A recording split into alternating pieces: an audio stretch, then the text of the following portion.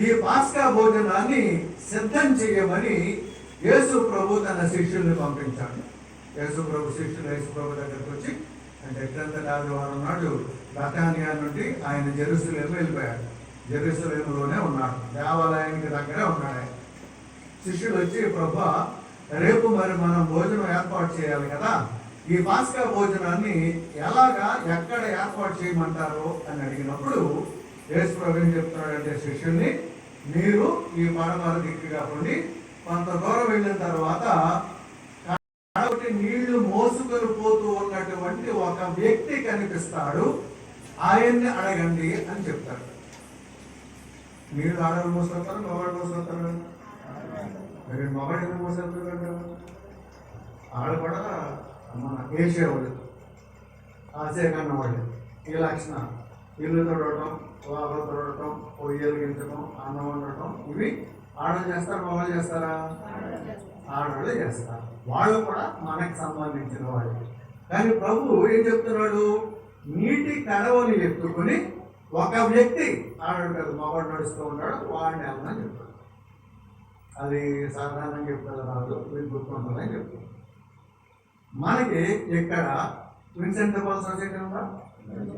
Vincent de Paul society, little way association, మర్యాదళం అన్నట్లుగా అక్కడ యోదయ మతాన్ని కాస్త కఠినంగా ఆచరించేటటువంటి వ్యక్తులు కొంతమంది ఉన్నారు. ఆ గ్రూప్లో కూడా ఈయన కొండ మోసుకెళ్తున్నాడు. ఎస్సీమ్స్ అంటారు. ఆ పేరు గురించి మీరు తక్కువగా ఉంటాయి. ఎలాగే పేరు వీళ్ళు ఏం చేస్తారంటే వాళ్ళ దగ్గరికి ఆడవాళ్ళని వెళ్ళి పనులన్నీ వాళ్ళే చేసుకుంటారు, ఆడవాళ్ళని అక్కడికి దగ్గరికి రానివ్వరు. అందుకనే కడరా భోజనంలో యేసు ప్రభు శిష్యులో ఉన్నారు తప్ప ఆడవాళ్ళు ఎవరైనా ఉన్నారు అక్కడ? మరి భోజనం వడ్డించడానికి ఎవరు వెళ్ళరా? అనుమానం రాలేదు ఇప్పుడు.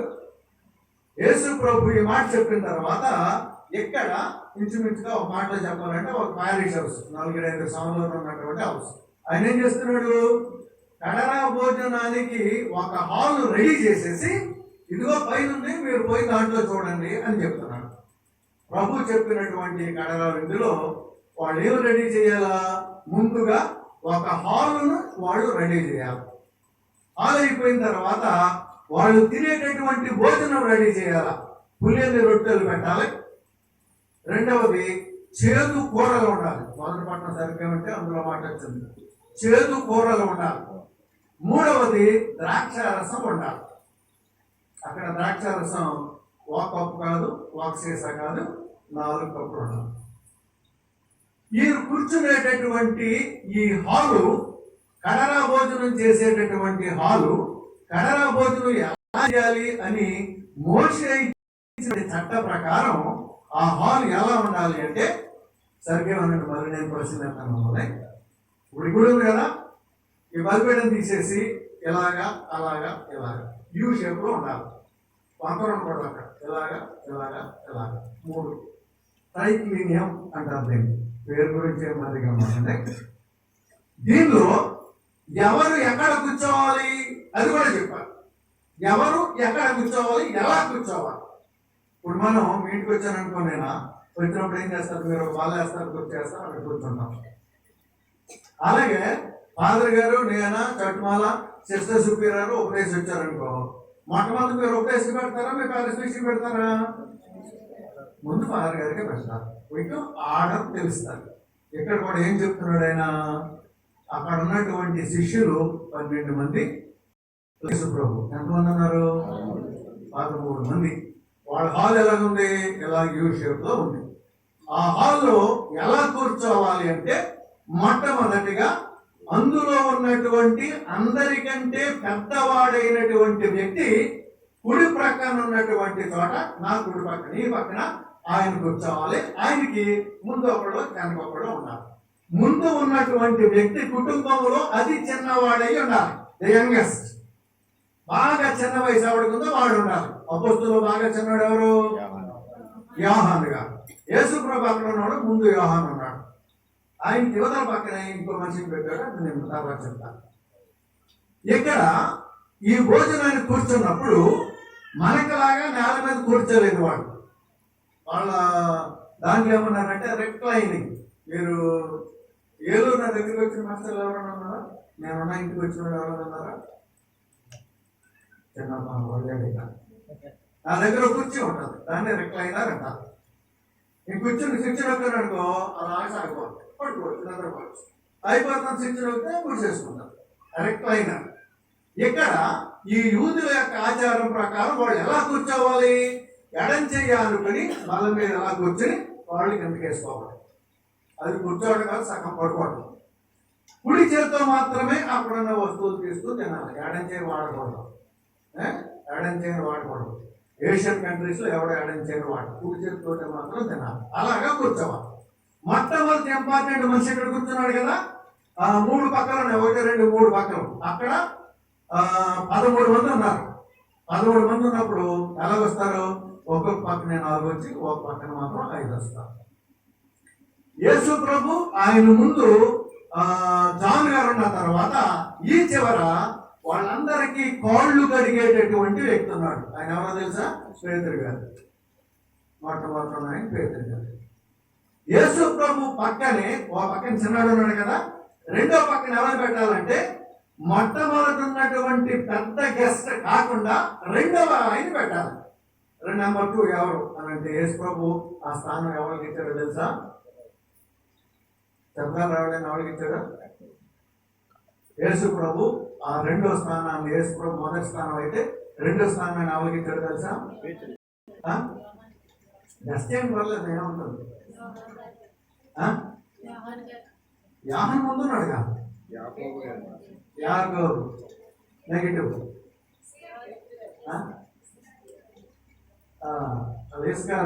చేస్తున్నారు అది కూడా చెప్తా. యేసు ప్రభుకి యువతల పక్కనే, అంటే ఈ పక్కన మొట్టమొదటి ప్లేసు ఇస్కారియోతు ఉన్నాడు, మధ్యలో యేసు ప్రభు ఉన్నారు, ఆయన కంటే ముందు అందరికంటే చిన్నవాడైనటువంటి యోహాను ఉన్నాడు. ఈ ఇస్కారియోతు కూడా మళ్ళీ మీకు ఎవరైనా చెప్తారో తెలియదు, ఇప్పుడు చెప్తాను. మీ సౌందర్యం వెళ్ళిపోతే నేను రాను అసలు, అర్థమవుతుంది కదా. యోధా ఇస్కారియోతు, ఆయన పేరేంటి? యోధా. ఇస్కారియోతు అంటే నెల్లీ జార్జ్ అంతేనా? ఆయన పేరు యోధా. ఇస్కారియోతు అది పేరు కదా, ఊరు కాదు. ఇష్ అంటే మనిషి, ఇష్ ISH ఇప్పుడులో ఇష్ అంటే మనిషి. కారియోత్ అంటే ఆ ఊరు పేరు. అక్కడ ఏముంది? కారియోత్ నుంచి వచ్చినటువంటి యోధ. ఓకేనా? ఇష్ అంటే మనిషి, కారియోత్ అంటే ఆ ఊరు పేరు. ఈ యోధ అక్కడి నుంచి వచ్చినటువంటి ఆ ఊరస్తుడే. ఏలూరు నుంచి మన ఫాదర్ వచ్చారే, అలాగన్నమాట. ఆయన్ని తీసుకొచ్చి అక్కడ పెట్టిన తర్వాత వాళ్ళు తినవలసినటువంటి విధానం ఏంటంటే, మొట్టమొదటిగా అక్కడ వాళ్ళు పెట్టవలసింది పులియని రొట్టెలు, మన చపాతీలు అంటే ఫస్ట్ అవి తినాలి. రెండవది ఆ పులియని రొట్టె మొక్కల్ని చేదు కూరలతో కలిపి తినాలి. ఎందుకని? వీళ్ళు పరాయి దేశంలో ఉన్నప్పుడు వాళ్ళు అనుభవించినటువంటి బాధలన్నీ కూడా చేదుతో సమానం కాబట్టి ఈ చేతును గుర్తు చేసుకుంటూ వాళ్ళ బాధలను తలంచుకొని వాటిని కలుపుకున్న వాళ్ళు తినాలి. మూడవదిగా వాళ్ళు ద్రాక్షారసాన్ని తాగాలి. ద్రాక్షారసాన్ని తాగాలి. ఇక్కడ ఈ యూదులు ఏం చేస్తూ ఉన్నారంటే, ఈ ద్రాక్షారసాన్ని 4 కప్పులు ద్రాక్షారసంగా వాళ్ళు చెప్తూ ఉన్నారు. ఏంటా 4 కప్పులు ఎందుకు ఉండాలి అని చెప్తే, మాస్టర్ ఎవరైనా నిర్గమకాండం 6వ అధ్యాయం, నిర్గమకాండం 6వ అధ్యాయం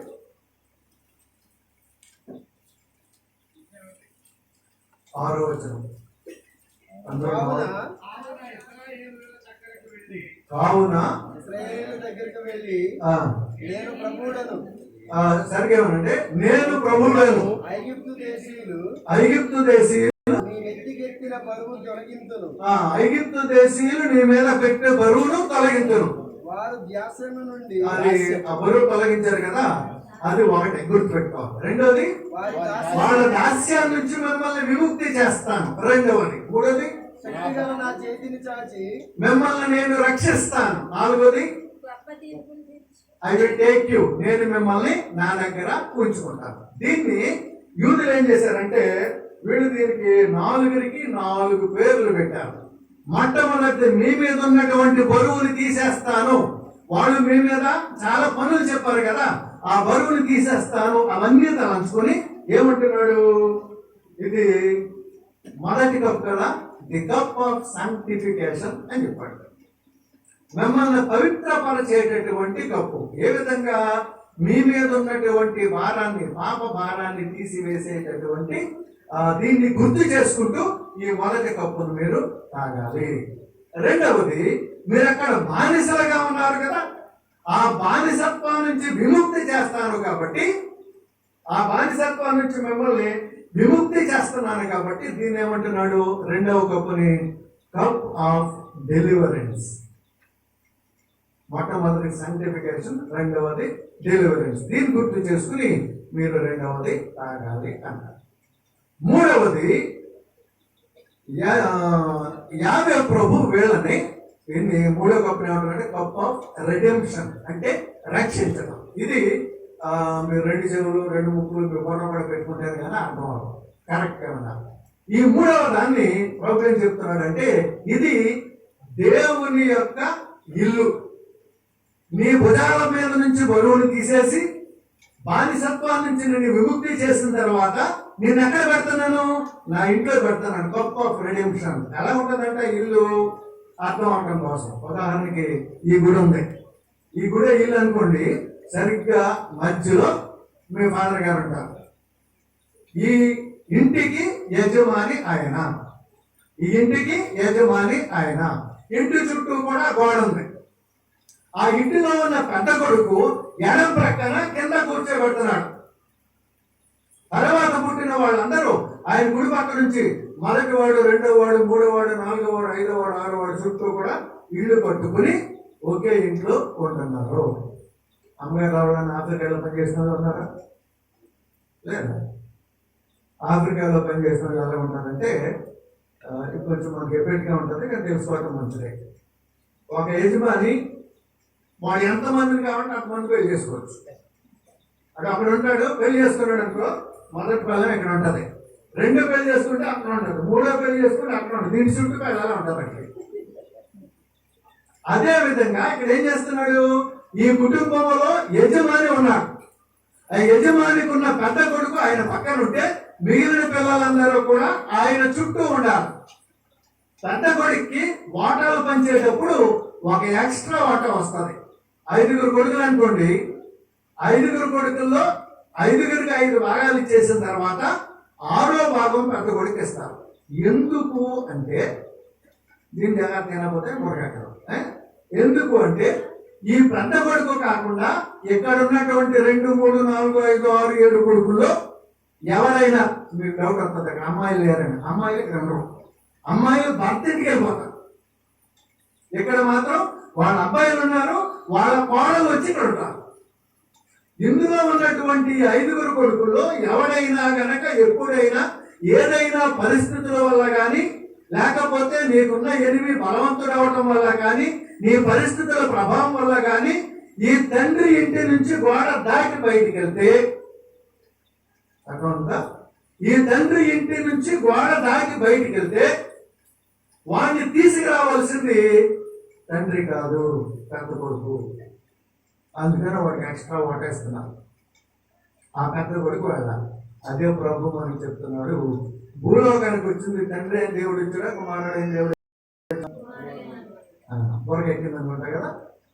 దీన్ని దేవుని యొక్క ఇల్లు, రెడెంప్షన్, రక్షించడం అంటే దేవుని ఇంట్లో నిన్ను పెట్టడం. అక్కడ పెట్టినప్పుడు నీవు దేవుని చుట్టూ ఉండాలి. ఎప్పుడైనా సైతాను నిన్ను కొట్టుకొని పోతే, నీకు నువ్వుగానే బయటికి వెళ్తే ప్రభు అయిన దేవుడు వచ్చి నేను తీసుకొచ్చి లోన్ పెడుతున్నాడు. అది గొప్ప ప్రదేశం. ఇంకెన్ని కప్పులు ఉన్నాయి? పర్లేదు, బాగా ఎక్కడ గుర్తున్నాయి.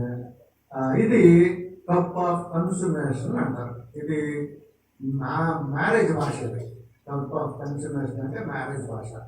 అర్థమైన భాషలో చెప్పాలంటే పెళ్లి చేసుకున్న తర్వాత పెళ్లి కూతురు పెళ్లి కొడుకు ఏకం అవటం అని అర్థం కాదు. ఇక్కడ ఏమంటున్నాడు ఈయన, ఎప్పుడైతే బయటికి వెళ్ళిపోయిన వాళ్ళని కుమారుడు తీసుకొచ్చి ఇంట్లో పెడతాడో, ఇంట్లో పెట్టిన తర్వాత ఇంట్లోకి తెచ్చిన తర్వాత అతన్ని పవిత్రుని చేసి, మాసిపోయిన బట్టలతో కాదు, మురుకు శరీరంతో కాదు, శుభ్రం చేసిన తర్వాత ఏమంటున్నాడు, దేవుని కుటుంబం ఐక్యం చేస్తాను అంటున్నాడు. ఎలాగా, ఏ విధంగా? ఉదాహరణకు ఇందాక వచ్చిన వెంటనే ఫాదర్ గారు ఫాదర్ మీరు కాఫీ తాగుతారా అన్నారు. తాగుతానని చెప్పి సునీత కాఫీ ఇవ్వమా అని చెప్పారు. కాఫీలో అన్నిటికంటే ముందు ఏం వేస్తారు? నీళ్లు పోస్తారు.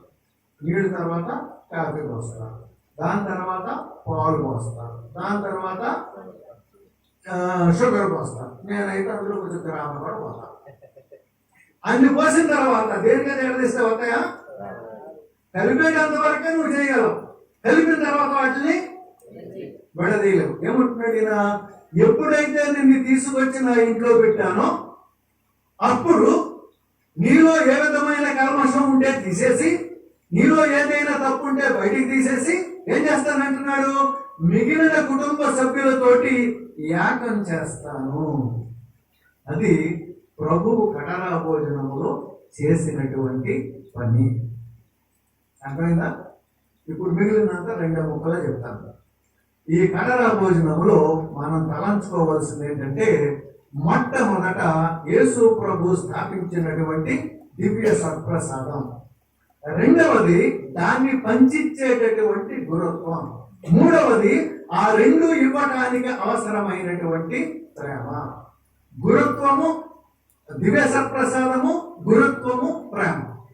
ప్రభు ఏం చేస్తున్నాడు ఇక్కడ, ఈ యోధా ఇస్కరియోతు యేసు ప్రభు దగ్గర కూర్చున్నప్పుడు ఈయన మొట్టమొదటి మాట్లాడినప్పుడు ఏమంటున్నాడంటే, నాతో పాటు తిన్నవాడు, నాతో పాటు ఉన్నవాడు నా మీద తిరగబడ్డాడు. నాతో పాటు ఉన్నవాడు, నాతో పాటు తిన్నవాడు నా మీద తిరగబడుతున్నాడు. మీలో ఒకడు నన్ను పట్టేవబోతూ ఉన్నారు. ఆ పట్టేవబోతున్నవాడు దూరంగా వెళ్ళాడు, పక్కనే ఉన్నాడు ఆయన. ఆయన ఆ ప్లేస్ ఆయనకి ఇచ్చాడు. ఏం చెప్తూ ఉన్నాడు, నేను అన్యుల చేతుల్లోనికి అప్పగించబడతాను, అది జరగవలసిందే. కానీ మీలో ఒకడు నన్ను పట్టిస్తున్నాడు, అది నన్ను చాలా బాధ పెడుతుంది, నన్ను చాలా బాధ పెడుతుంది. మీ అందరినీ కూడా నేను ఎన్నుకున్నాను, 12 మందిని అపోస్తులుగా ఎన్నుకున్నాను. అందులో ఒకడు భ్రష్టుడు. మీరు అందరూ కూడా మంచివాడు కాదు, ఒకడు పాడైపోయిన వాడు ఉన్నాడు. అది తెలుసుండి కూడా ప్రభు చేస్తున్నాడు, తన శరీరాన్ని, తన రక్తాన్ని మానవులు తినేటటువంటి ఆహారంగా. ఉదాహరణకి మీరు పనులకు వెళ్తున్నారు అనుకోండి, క్యారేజ్ పట్టుకెళ్తారా? పట్టుకెళ్తారు. ఒకవేళ మీరు పనులకు వెళ్ళారు, సాయంత్రం కూడా రావడానికి వీలు పడలే, ఎంత మానేస్తారా? ఏం చేస్తారు? ఏదో కష్టాలు పడి పక్కన అది లేదా మొక్కదాంట్లోకి వెళ్ళి మొక్కజొన్న పట్టులు ఆడుతుంది అంటారు. అంటే తినకుండా మనిషి ఉండగలదా? ఉండలేడు. మనిషి తినకపోతే మరిస్తాడు. కాబట్టి మనిషి ఖచ్చితంగా తినాలి. అందుకనే దేవుడు ఏం చేస్తున్నాడంటే, నేను ఎల్లప్పుడూ కూడా నీతో ఉండాలి. నేను ఎల్లప్పుడూ నీతో ఉండాలంటే ఏం చేయాలి? ఓ లాగట్టే పట్టుకొచ్చి మెడలేసారనుకో, ఎంతసేపు ఉంటుంది అది? స్నానం చేసినప్పుడు తీర్థాన్ని తగిలేస్తాం, బయటకు వస్తాం, మర్చిపోతాం. లేకపోతే నీ చేతికి వాచి పెడతాం, అస్మాట ఉంటుందా? ఉండదు. అందుకే ప్రభు ఏం చేస్తున్నాడు, తన శరీర రక్తాలని మానవుడు తినేటటువంటి, మానవుడికి అతి ప్రధానమైనటువంటి ఆహారంగా మార్చేసి, ఇది మీరు భుజించండి. ప్రభు చెప్పకుండా ఉన్నంతసేపు కూడా అక్కడ ఉన్నది రొట్టె, అక్కడ ఉన్నది ద్రాక్షారసమే. ఎప్పుడైతే ఇది నా శరీరము అన్నాడో అది శరీరంగా మారిపోతుంది. ఎప్పుడైతే ఇది నా రక్తము అని చెప్పాడో ఆ ద్రాక్షారసం రక్తంగా మారిపోతుంది. నేను మీకు ఒకసారి యేసు ప్రభుని యొక్క రక్తం దొరికింది, ఇంకా బతికే ఉందని ఒక స్టోరీ చెప్పానా? చెప్పబోని చెప్పానని చెప్పండి. అది ఇన్ని సంవత్సరాలు అయిన తర్వాత కూడా ఆ రక్తం ఇంకా బతికే ఉంది, చచ్చిపోలేదు. యేసు ప్రభు పుట్టి 2024 సంవత్సరాలు అయిపోయి 27వ సంవత్సరం. ఇప్పటికి ఇంకా కూడా ఆ రక్తం బ్రతికే ఉంది. ప్రభు చెప్తున్నారు, ఎప్పుడైతే ఆ రక్తాన్ని, ఆ శరీరాన్ని నువ్వు తింటావో తాగుతావో, నీలో ఉన్నది ఎవరు? యేసు ప్రభువే, మరణము లేనటువంటి ప్రభువే. నీవు కనుక ఏదైనా ఆహారం తింటే అది నీ శరీరంలో భాగమైపోతుంది. కానీ ప్రభు ఇచ్చినటువంటి ఆహారాన్ని తింటే నీ శరీరమే ఒక భాగం తర్వాత ఇంకొక భాగం దేవుని శరీరంగా మారిపోతుంది. దాన్ని ప్రభు మనకి కానుకగా ఇచ్చాడు. ఎందుకని? చివరి దాకా మనం బ్రతికుండడానికి. ఇక గురుత్వం ప్రభువు స్థాపించాడు. యేసు ప్రభు అనేకమైన అద్భుతాలు చేశాడు. 5 రొట్టెల్ని 2 చేపలను తీసుకొని ఎంతమంది ఖర్చు పెట్టాడు? 5 పంచిపెట్టాడు. ఆయన 5 ఈ రొట్టెల్ని చేపల్ని ఆశీర్వదించిన తర్వాత ఒకరిని పిలుచుకొచ్చి మేము సర్ప్రసాదం ఇచ్చినట్టు ఇచ్చాడు. ఆయన ఎవరికి ఇచ్చాడు? ఇవ్వచ్చుగా, ఒరే ఇక్కడ పెడతానని మీరు తినండి అనొచ్చుగా. ఏం చేశాడు ఆయన? తన శిష్యులకు ఇచ్చి ఆ శిష్యుల పెట్టాడు. దాన్నే గురుత్వము అని చెప్తుంది. ఈ గురుత్వం ఉదాహరణకి బాలసాం ఫాదర్ ఉన్నారు, నేనున్నాను, మీ ఫాదర్ గారు ఉన్నారు. మేము కూడా మీలాగే మనుషులు. అన్నం తినాలనుకో ఆకలేస్తుంది, కింద పట్టారనుకో కాలనీ పడుతుంది. మీరు గట్టిగా తిట్టారనుకో మిమ్మల్ని నేను తిట్టకపోయినా లోపల నేను బాధపడతాను. మీలాగే అతి సామాన్యమైనటువంటి మనుషులు. ప్రభువు వాళ్ళనే ఎన్నుకున్నాడు. ఇది ఇంకా బాగా అర్థం అవ్వాలంటే, మానవుణ్ణి రక్షించడానికి దేవుడే మానవుడే వచ్చాడు. ఎందుకని? మానవుడిగా వస్తేనే మానవుని యొక్క రక్షణ సులభతరం అవుతుంది. వాళ్ళు దేవుడి గురించి తెలుసుకోగలుగుతారు. ఇక్కడికి వచ్చిన తర్వాత ప్రభువుని చూసి పాపాన్ని జయించే అలవాటు చేసుకుంటారు. అందుకని ప్రభు ఏం చేస్తున్నాడు? దేవదూతలను పంపించుకుండగా, దేవుళ్ళని పంపించుకుండగా మనలోనే కొంతమందిని ఎన్నుకొని అభిషేకిస్తున్నాడు.